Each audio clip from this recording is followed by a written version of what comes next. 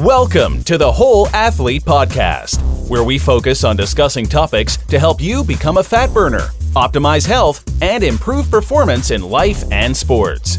Transform the whole you from the inside out with the holistic method. Let's dive in. Here's your host, Debbie Potts. Hey guys, it's Debbie Potts doing a new episode of the Whole Athlete Podcast, and this is the Thursday edition with myself just chatting with you about what's going on in my world and things that I'm learning and observing and picking up from questions I see on social media. And today's conversation is going to be about training and fueling and performing for endurance events. As I find when I post a question on social media on my low-carb athlete page or Instagram low-carb athlete page, the posts I get the most comments for are on what to eat before, during, and after workouts. So I just wanted to share my fueling plan as I've been doing low-carb metabolic efficiency training for 15, 20 years. When I started wondering why we were supposed to eat 300 calories every hour before, during, and after a long training ride. So I started doing Dan short distance triathlons when I was 25. So suddenly I'm 47, 48 in a couple months. Wow. I don't know. I still say I'm 35. So I just did a truth bomb. I'm not 35. I've been 35 for a long time. So I am, doing triathlons and endurance events since I was around 25 and started doing Ironmans in 2001. Before that, I was doing long distance cycling events like the Seattle to Portland bike ride and doing Ramrod, which is right around Mount Rainier in one day. And once I started doing these endurance events, I really found myself, one, being kind of easy for me. It wasn't hard with the right training, but it's something I love to do. And with that, I started training for Ironman in 2001. And somewhere before then, I started to do training rides. I think when I was about 25, 27 years old, and we would train for Seattle to Portland, Oregon bike rides, 200 miles in one day. So we're doing these training rides, and I'd go from teaching spin class in Bellevue, Washington, Seattle area, and then go meet people to go for this ride that we were increasing our distance. It was way back then that I started being curious of why am I supposed to eat when I have fat to burn off. And I started this journey of, here we are 28 years later. And finally, we're all learning more about the importance of endurance athletes to be fat adapted, eating low carb, high fat, keto, carnivore, whatever you need that works for you, that's sustainable and not a diet, but it balances your blood sugar. So I know some people are vegan. It's about eating more healthy fats and less carbohydrates, especially the refined sugars, processed foods, fake sugars, fake sweeteners that people are getting way too much of, that erythritol and monk fruit sugar, they're just still sweet. So changing our food tastes and preferences from sweet to more bitter and fat, that we just start to become through a process of fat adapted. And when I was starting to train for these endurance events, I was trying to force myself to eat so many calories an hour. Remember that? It was hard. I feel like I was going to throw up all the time because I'm like, I got to get that 300 calories to 500 calories an hour. When I started doing Ironmans, I started drinking these incredible calorie-packed drinks that were all carbohydrates and some protein. And I used to try all these different brands that worked for some people, but for me, as we're all unique individuals with different bodies and genetics, I cannot tolerate carbohydrates, as I know now today, and do my DNA report, my genetics. I'm best with a low-carb diet. So I used to try to drink all this stuff. No wonder why I would throw it up on the bike ride. Thank you very much. And I was just bloated and uncomfortable, but I was trying to do what I was told. Having a Cliff Bar an hour and having these drinks with how many grams? It's like 50 grams of carbs or more in those drinks. And then there's all these calories. So yeah, you can't really feel great if you're having GI distress. All your calories go in your gut. Well, your body is working out, so your blood is in your muscles. And we should be burning fat when we're doing long distance events. So even if you're not doing an Ironman, I know a lot of people are doing endurance events or trail running, ultra runs, marathons. If you look at what requires carbohydrate fuel versus fat fuel, it would be, a sprint, high heart rate race or Spartan race, obstacle course racing that you're just working your butt off. And I have a client that's doing these Spartan races and it's crazy. They're doing burpees and then climbing a wall and you have to run to the next obstacle station, and it's crazy high heart rate exercise. Totally opposite of what most of us are doing in an Ironman. In our training program, if you've been following for the many years we've had this show, maffetone heart rate is max aerobic function, MAF heart rate, max aerobic function. I love Brad Kearns and Mark Sisson, but they did not create the MAF heart rate. Then someone asked me, am I doing the primal blueprint or primal endurance training? Well, they're quoting maffetone. So let's give Dr. Maffetone, the wise man who started this 30 plus years ago. He's the one that created the 180 minus your age, plus or minus 5 beats. Here's your max aerobic heart rate I want you to stay at, and go, say that's 130. You're going to train 110 to 130 heart rate for your workouts until you build that foundation up. Then we can add some HIIT training, some high heart rate that you're going up to that red zone, and then recovery-based training. We want to get that heart rate way back down before we start the next interval. That's what we do. For fueling is a different thing. But for training, we want to keep that aerobic engine being developed and those enzymes working to metabolize fat, oxidize fat for fuel.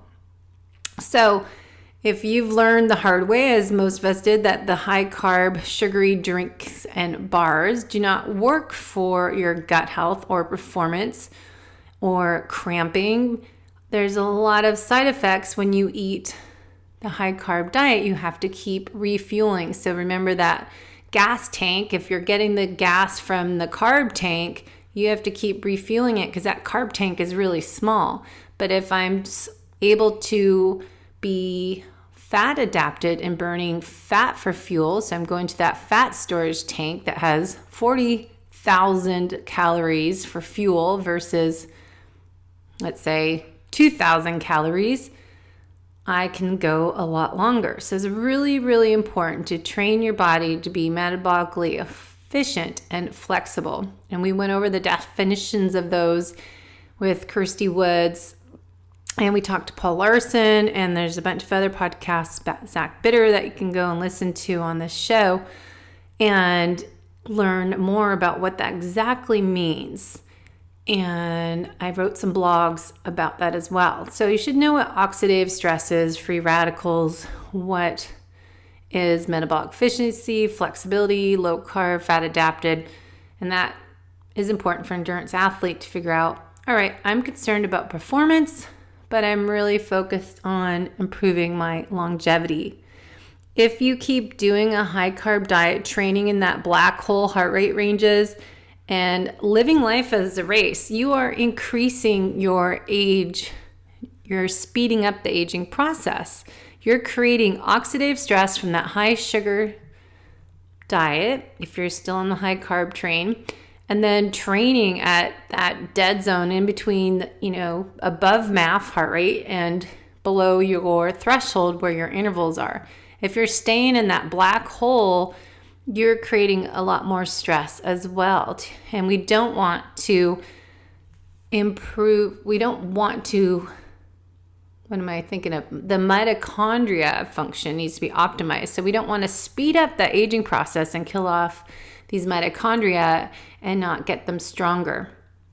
The other thing we're going to talk about is Sim Land, who wrote the book Metabolic Autophagy, which I find really important to go into that a little more this off season. The importance of intermittent fasting and your performance in cell autophagy, as we're stressing our body systems with this cardio, this endurance training, where we're just really needing 30, 45 minutes of workout a few days a week and some strength training to be healthy. Well, if we're training for an event, we're obviously going to do more than that. Perhaps you're doing more the minimalist training approach, and you can do short workouts, about 45 minutes during the week, maybe some more HIIT training, and then your long, low heart rate training workouts on the weekend when you have more time. That's a great solution. And always doing functional strength training and movement training, balance, stability, strength, core work, and doing some heavy lifting in the off season is really important, I think, to improve the performance of the athlete by working on your mechanics and your strength. So we are training in a fasted state. I know I've done this for 10 years, more than 10 years, working out in the morning, and then I have my coffee. I do like my coffee, a little splash of heavy cream. So true fasting, you don't have anything, but I think just a little splash isn't going to totally take me out of fasting. And there are easy solutions to build up to this. Now, I have people in my group online coaching program that I start in October. It's 30 days, and I break it into 3 phases. So phase 1, we're doing a jumpstart program, really working on a little bit of liver detox and learning how to increase our time intermittent fasting, starting with 12 hours and working up to 16, and doing a food elimination program, getting rid of those foods that we're sensitive to. Phase 2 is 21 days, and we continue with our food elimination of sensitivity foods, inflammatory foods, which are the refined sugars, vegetable oils, soy, corn, peanuts, and of course, gluten and commercial dairy. And we do that for the whole month and hopefully ongoing. And then phase 3 is kind of maintenance. How do we switch this feeling that maybe you're doing more restriction and go into more of the maintenance of eating as a low-carb athlete? Now, phase 1, I do start implementing OMAD, which I was doing for a long time. It's kind of natural to do 1 meal a day. It's called OMAD for short. And if you're doing more of a low-carb, high-fat, more ketogenic diet, especially if you start trying keto carnivore, you really are not that hungry. So automatically during the weekdays, if I have people stop eating 3 hours before bed and do a 16-hour fast, starting from evening to the next day, 16 hours of just water and some maybe black coffee or tea in the morning. And then we work on the rest of the time having that main large meal, and then liquids are okay. But we're going to teach you, or I am going to teach you in my 30-day online group program how to do this. You end up doing the time restricted eating, so 8 hours that you have all your food into an 8-hour window, or sometimes it ends up being less once you become more fat adapted and you so-called flip that switch from a carb burner to a fat burner. Once you get your body functioning, your enzymes to be breaking down that fat, and instead of searching for carbs for your first source of your go-to gas tank, once we start going to the fat gas tank, it's so easy to just have one big meal a day. Now, weekends, I'm not as strict with 1 meal a day, and fasting, I find it more sustainable, is always my key word, not a diet, but more of a lifestyle habit of doing more of my intermittent fasting, time restricted eating, 1 meal a day on the weekdays. So Sunday night to Thursday night. weekends, hopefully you have social life and you're doing stuff and getting out and having nice dinner out somewhere at someone's house or with your own family and friends. So I'm not as strict. I do not like my food to be too close to bed, because eating and then going to bed really disrupts my sleep, and my sleep is essential to my health and well-being. So I try to not have late night dinners. When I do, I'm always paying for it, going to bed feeling like I'm going to be sick, feel nauseous, because I will just be needing more time to digest my food. Now, another topic is intermittent fasting, 1 meal a day, but it's also is how we eat and when we eat. And then the last part I always say is how we eat. I said when we eat is the fasting. What we eat is more the keto, low carb, high fat, balance your blood sugar. Now the last part is how we digest and break down our food. So I wrote some blog posts. I really like the supplements by Quicksilver. And I really love this new all-in-one supplement from Biooptimizers called Capex. It's a great all-in-one because most of all my nutritional therapy clients and personal training clients do not like me giving them 10, 20 different bottles of supplements to take and having to have a meal and take all these capsules and liquid drops. Now, the Capex Biooptimizers makes them is a great fat digestion tool, protein digestion, and some ketones in it, so exogenous ketones, and helps kind of burn some fat, some creatine and chromium I think's in there. So that is one of my favorites to help digestion. I think so many of us need to have some supplements to help break down that food, especially if you're like me, I'm trying to add more meat in my diet, and I haven't eaten red meat since I was 13 years old. It's something, eating animals I don't like, but I really feel that my body is asking for more. I'm always anemic, so I need more iron and B vitamins and creatine and carnitine and all these great nutrients that are in our meats. And if you listen to my keto carnivore friends that will podcast with this fall, you can get all your nutrients from your meat. I'm not doing the nose to tail, head to tail, nose to tail, whatever it's called. That kind of is a little over too much for me. So I'm happy just sticking with, learning how to enjoy these grass-fed burgers with bacon and cheese and avocado. It's just my favorite thing right now. It's crazy. I'm so funny. I don't even want a salad, which is totally ironic. I've been a salad queen my whole life and love a huge salad. And if you ever listen to your body, if you're good at your listening and having that intuition, your innate intelligence, I don't want any vegetables now. It's crazy. So my keto friends that I was on the low carb cruise, Jimmy Moore, and then at KetoCon, now we're all Instagram buddies.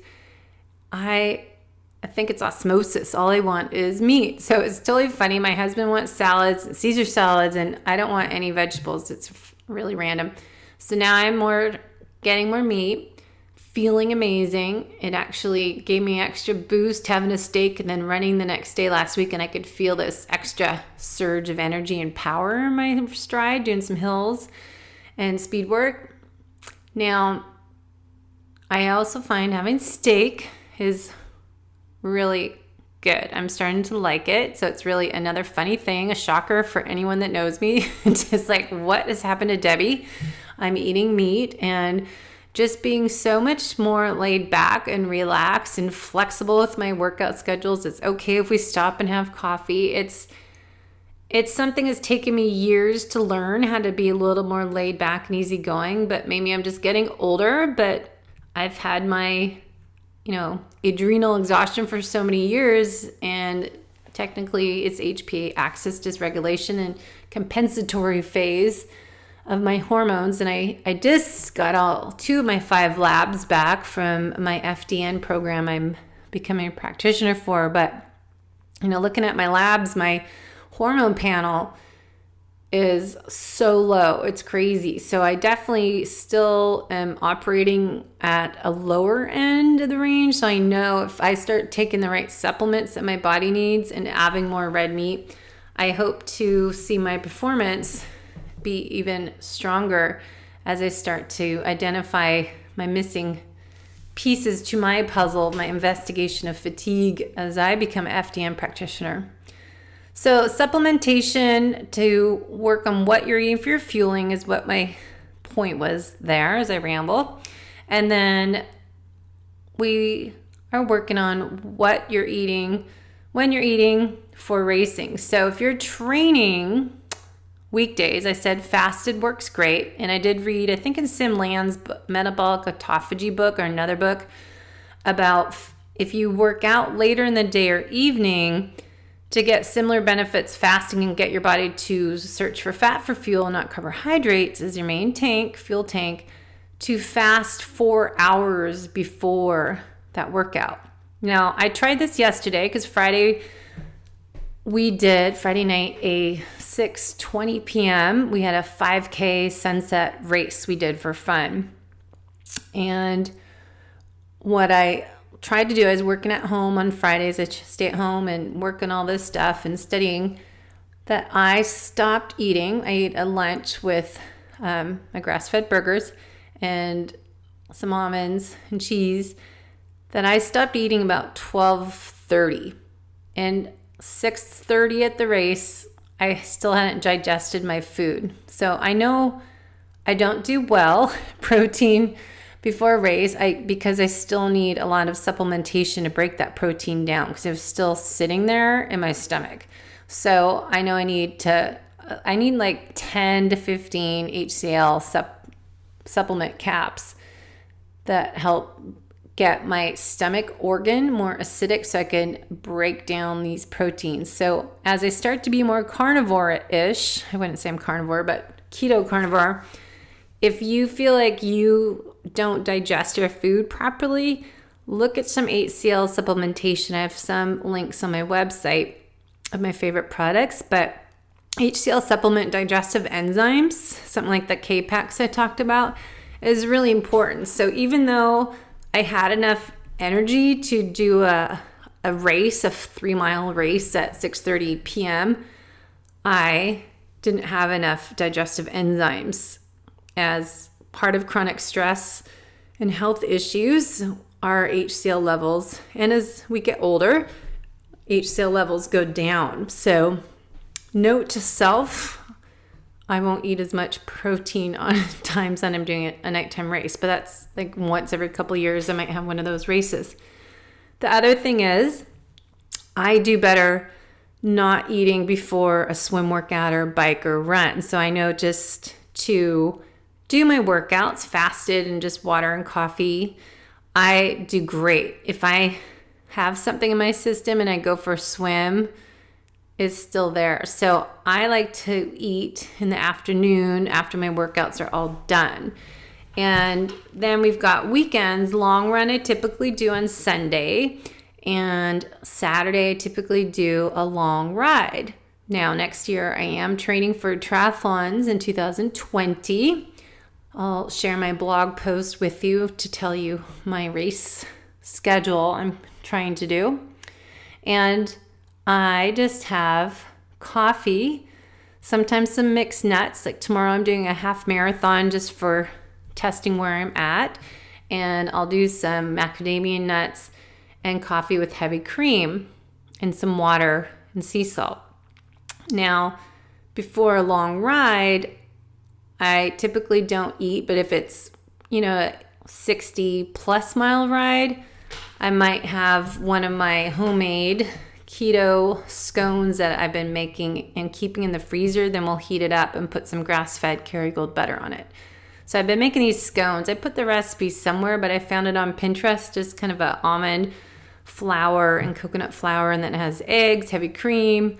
I put my keto feast mix in it, some vanilla collagen, and sometime I made a green matcha tea mix into it, or turmeric tonic that I get from Further Food. And anyways, I kind of mix it up, put nuts and coconut flakes and mix it all up, but then I make them little drop scones and put them in the freezer. And then before we do a really long ride, I could go fasted if I wanted to and then eat later in the bike ride, but sometimes we've just enjoyed having these scones and coffee and kind of relax before we go for the ride. Again, it's the new Debbie.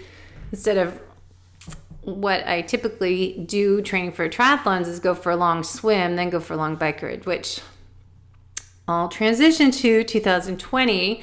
I am going to do a triathlon. So it's been a very long time. I am hoping to continue getting my body healthy, identifying my areas of opportunity with the FDN practitioner program combined with nutritional therapy. I definitely know I need to improve my hormone levels and my gut health, and pathogens I'm going to test soon. But anyways, I'm doing Lava Man with some people, and I will be working there and having a booth. The race director, Jerry Rott, has given me slots. So if you want to do Lava Man, I have 10 slots to give people if you want to be a low-carb athlete, the Whole Athlete podcast team. I know the race is April 5th next year, 2020. And then I'm doing Hanu 70.3, which is not a fast course, but it's always just a magic place to be in Kona and to train on part of the Ironman course as you go out to Hawaii and back. The run is crappy. It's around the golf course in from the Fairmont, Manialani. It's a challenging, slow course because you're on grass. And I haven't done it a couple of years that you run in laps around the golf course. And then I'm doing Ironman Canada. And it's been 10 years. Feels like 10 years. Let's see, 2012. So it's not 10 years, but it feels like 10 years since I've done an Ironman. I've been healing and rebuilding my body for years, since 2013. But since they announced that Ironman Canada will be returning to Penticton, where I did my last triathlon besides Ironman Hawaii, was 2012. And I just felt this need to sign up for it because I just always loved that course, even though I hate the wind on Richter Pass. And it's just a fun town to do a race in. And I just want to be a part of it. So, of course, I'm a little competitive, so I don't want to do anything without being in shape and feeling strong. I'm going to be the top end of my age group, so ideally I would have waited a couple more years till I was in a new age group. But it is what it is. I am going to focus more this fall season and winter on my running. So I don't know about you, but my training program the last few years have been focusing in the summer, spring when the weather's great in Seattle, and riding. I've been riding a lot, and this year started doing a lot more century rides, 100 miles, and just getting stronger. But my swim is always my area of opportunity, and I've been enjoying swimming, but I haven't really been doing really long stuff. So I'll work on form and my technique more so this winter in swimming. And running, I really find that my running is a struggle, and that's always my test if I'm getting healthier.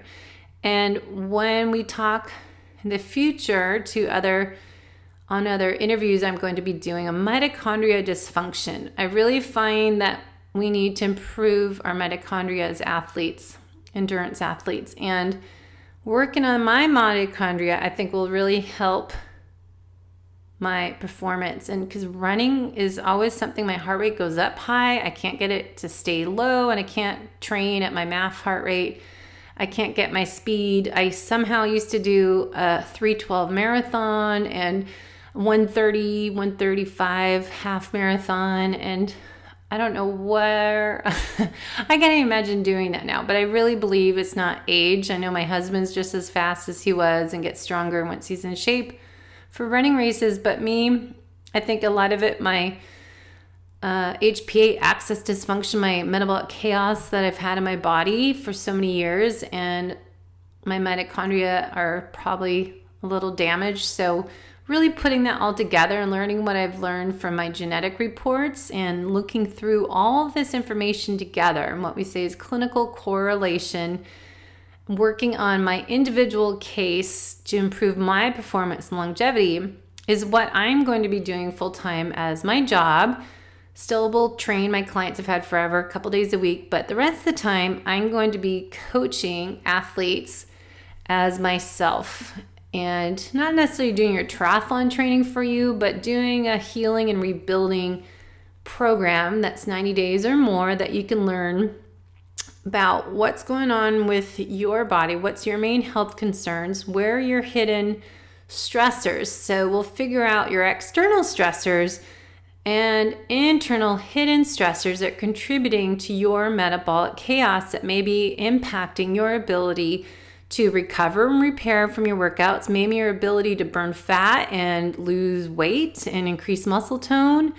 Because if your hormones, cortisol and DHA are imbalanced, there's that catabolic breakdown of too much cortisol, and too low of DHA is that anabolic hormone that builds you up. So we want everything in balance, that homeostasis in our body.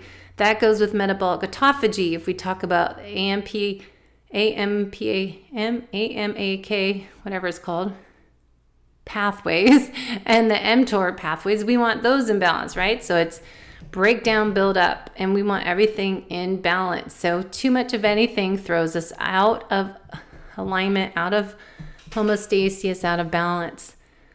So creating your own program with Health Detective, as I will be, and getting these 5 basic labs that we start with that I've been talking about on the show that will help your investigation into improving your performance and your longevity. So it's a health rebuilding program.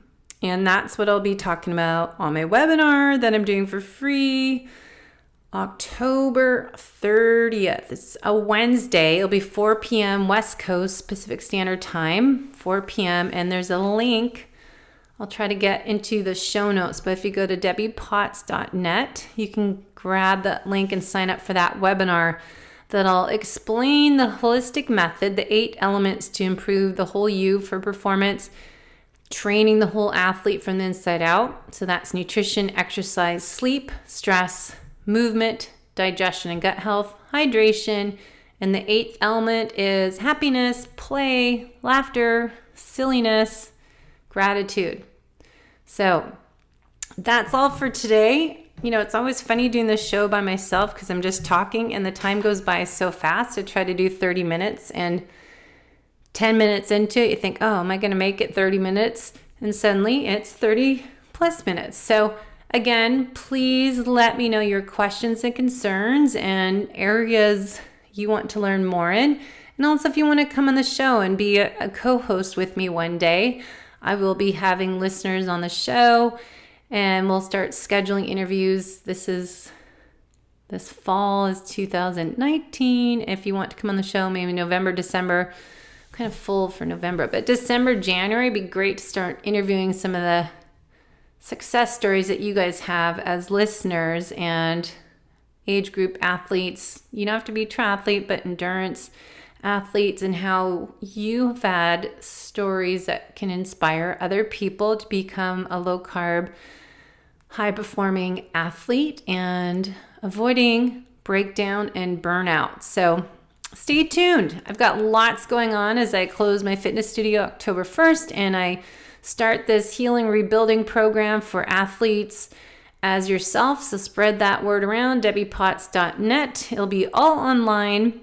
My group online challenge for October for the fat adaptation 3-phase transformation program is online as well. And I'll have different calls that we'll do every other day. That will be great if you live in Australia, because I have done podcasts with people. I know 5 p.m. my Seattle time is great for Australians.